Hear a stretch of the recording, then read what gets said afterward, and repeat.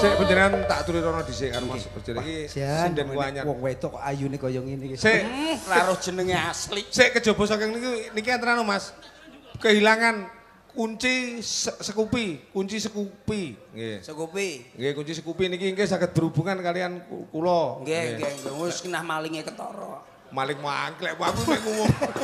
Ngompak kok iki ngomong. Lah capa kok ben genah. Dihalang nggawa kuncine wong. Lah ya dipunduti dijak suni tulung ya awake dhewe iki jane lho iki. Aweh tetulung lho sing. Oh iya. Karo salamku kaya Pak Gito Dewan Probolinggo. Oh nggih Pak Nggih Wilujeng Dalu iki lagi ngaya wajib. Wilujeng Dalu Cahayu. Inji Wilujeng Dalu Bapak Eko. Aduh alhamdulillah. Pripun kabare Mbak Eko? Ora paham ra roh Pak Eko. Nggih. Mugi-mugi sedaya pinaringan kawilujengan nggih Jeng. Inji sami-sami. Nggih, sehat-sehat nggih. Alhamdulillah sehat. Mati kowe. Ditimbali kalian panjenengane.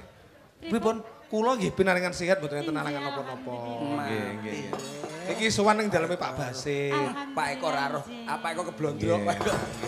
Anjir Joni kok ditepungke kali Mas. Mas percaya Mas Kuntet. Mas Konten. Ya ora. Sayak to.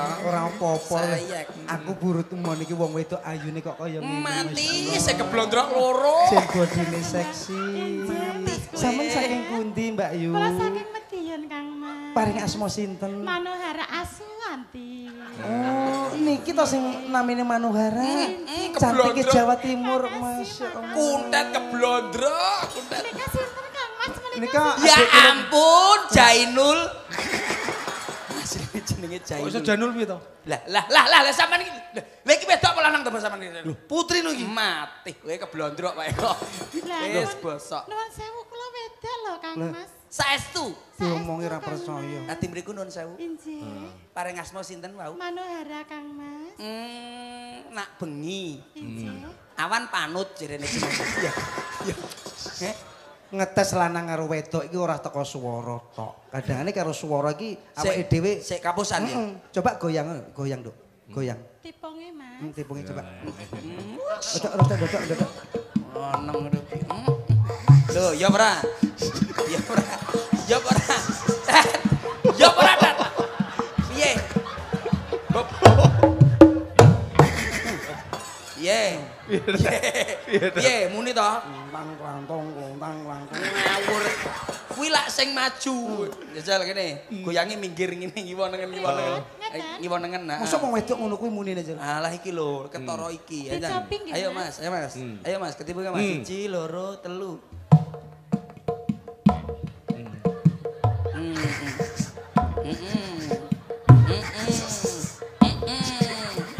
Oh, Piye? Pak. Kono iki jenenge ngrusak anu iki lho. Nuwun sewu lho. Lah cawe tok nyuwara pak.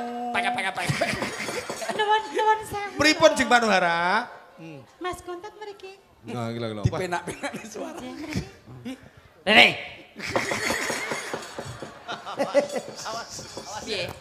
Ora apa-apa. Padha lanange gelut kok piye? Ya aja ngono, Mas. Nah aku ki Lah nyapa? Lek ku dandan awet coret dicelok Mas. bengak kok karo Mas aku. Lah terus Kancane ra nyapa? apa bengak. Lah saiki wujudmu apa to? Wujudmu ki Nuwun apa? sewu lho, Mas Bangka. Iya Mas Panut, ada apa? Ada apa? Manut to Manohara. Manohara kuwi artine ya. Manohara artinya Manohara Aswanti, Manohara ada artinya. Manohara artinya apa Sing Manohara? dhuwur Manohara, sing isor Manu Ungkuk. Oh, tenang to. Loh, lek Manohara ki mbiyen pancen lanang, Mas. Ning mergo saka kesuksesane DN Rias Manten rame. Ya nyinden rame. Akhirnya dia pergi ke Singapura, operasi dadi wedok tenan saiki. Tenan. Masa to? Noh. Aku nuwun sewu. Jarene plastik sing teko Timboy pecah iki to. Iya. Gak teko timba ta, Mas? Kuwi lho tras. Yang berkelas dong. Jadi waria itu yang berkelas. Operasi kok dari timba apaan sih? Ya ngono kuwi Tat. Jainung. Orane ya ngono kuwi ndak iso awe dhewe ngomongnya apik-apik ndak iso pecah. Iki serius lho. Iki wedok tenan lho saiki. Iya, Mbak Jenul. Lah iya kuwi lho. Kula operasi wedok datang Singapura, Kolomben. Tapi yo berarti mboten sekeca, Pak. Piye sik ben rungono critane piye. Mas Rasane sedih. ning ati. Wis to ngomong. Ya usah nangis, aku nangis. Sik to Jo. Rungokne iki lho. Ceritane Mbak Manor. Saestu Pak rasane sedih saestu lho Pak. Ya Allah. Wah, nyapa? Wantem iso mak ndul. Gantal. Kok kaya nek pire lho. Piye maksudmu sedih Piye apa? piye. Kula operasi radi mboten dadi lho Pak. Operasi wedok kok ndak dadi piye? Dadi ki piye? Piye. Dokter niku klentu. Klentu piye? Kuduke niku operasi kulit. Lah kok kleru operasi zebra. Wah, akhirnya mbakmu belang. Abang teh. Oh, yuk. Masa dokter nganti kleru ngono to, Jeng? Kayak aspal akhirnya mbakmu.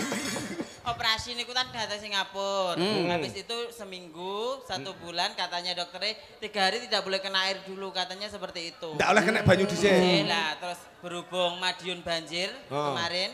Nah, mbok ngoten lah kula kadung banjiran kok. Kute ngurusi motor, ngurusi amben, kena katut gitu. Lah ra kelingan nek dari dokter niku ora oleh kena banyu. Isuke tak delok lah kok tukul neh. Mati kowe. Saestu lho, Lah tukule piye kuwi? Gudi Mas. Kowe dadi kalahmu karo banyu. Apa nek ngonoan tukule karo banyu? Tenan lho Mas, malah gudi tenan nek percaya. Ya cok cengelmu tenan. Ora usah mbokong karo banyu, golekno air keras. Karo masak. Loh, ya karuan dicor sak lambemu kabeh dicor. Wong ki masalah iki isone apa to basa sampe colok kene. Ngene lho Mas, tak delok. Lah iki biasa ning prapanan aku tak mau. Sorry ya. Sorry. Nuwun sewu. Kok sampean iki aja merendahkan aku ya Mas ya.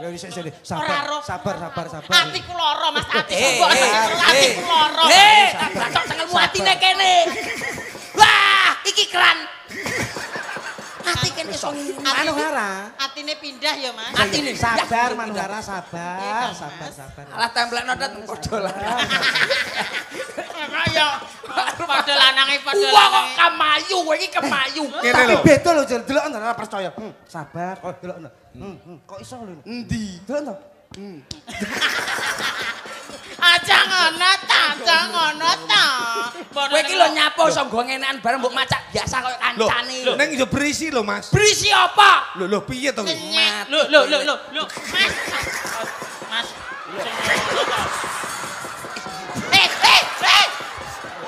Berisi apa? Apa enek? Iso runge guling bareng mbok nggo iki lho. Mas, Apa dadi pocongan kowe?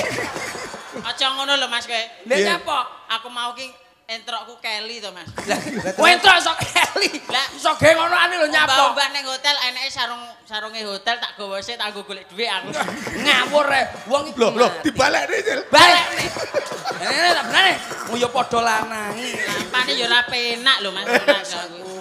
Malah gede. Gede sisih malah kaya tumor to akhirnya. Wis to, sabar. Wis to, wong ndek sabar ae karo aku tetep sabar. Wong susu kok kursi tok lho, lah sitoke meri to. Omong ngono lah ditekoki lho susumu kok sitok sitoke trak-trek ngono lah ya iso. Aja to. Malah lek iki loro-lorone ning mergo dengke jowo-joget pindah ning kene kabeh. Alah, wong kula niku nggih niru nganu bojone Mas Percil kok. Lah nyapa? Lah kok iso menelok bojoku. Mas apa bojone Mas Percil kuwi lho. Nek nyindan kan dawandan ayu ning omah. 11 12 karo aku. Tenan ki aja fitnah kuwi. Aku morono wong dasteran to. Ora nganggo popo mlaku terus Mas Percil teng pundi ning guri. Plek.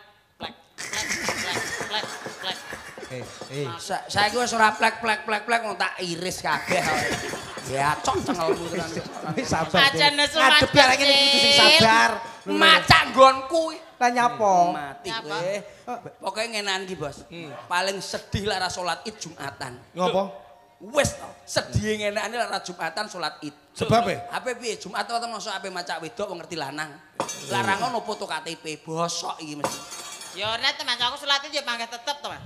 Mosok. Salat Id tetep, ibadah itu jangan dilupakan, tetep salat Id tetep. Sampe nek salat Lah kamu nggo sarung piye? Macake piye kowe? Aku ora salat tok. jarane salat tetep. Lah aman to ya. Wah, dheke aman mergo kan cara tingkat kematiannya kan rendah. Lho, iki kan ndak iso mati dhewe kudu dipateni wong bos lek kaya ngene iki. Lambemu. Piye Mbak Manwara?